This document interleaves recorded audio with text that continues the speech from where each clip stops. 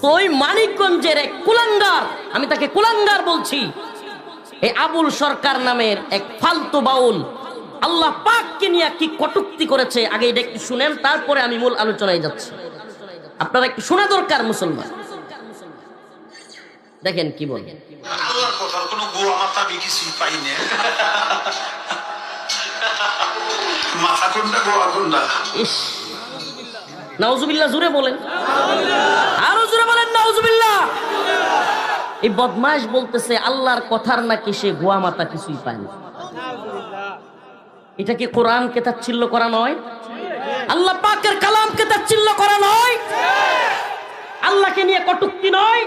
আল্লাহকে নিয়ে, রাসূলকে নিয়ে কটূক্তি করা, এগুলা যদি তোদের বাক স্বাধীনতা হয়, তোদের কল্লা ফেলে দেওয়া আমাদের হাত স্বাধীনতা। রাজি আছেন না ইনশাআল্লাহ? আমরা ওপেন বলি, তোরা ওপেন বলতেছিস, আমরাও ওপেন বলি।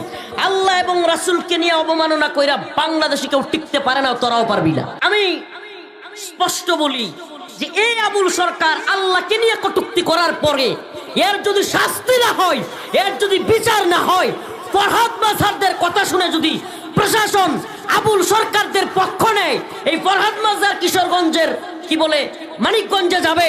আমিও কথা দিলাম, এই হুজুররা কিংবা ইসলামপন্থীরা যদি নির্বাচন করে চুপ থাকেও, নির্বাচন এমপি হওয়া, খায়েশাত পূরণ করা, আমি চুপ থাকবো না। ইনশাআল্লাহ আমরাও মানিকগঞ্জে যাব।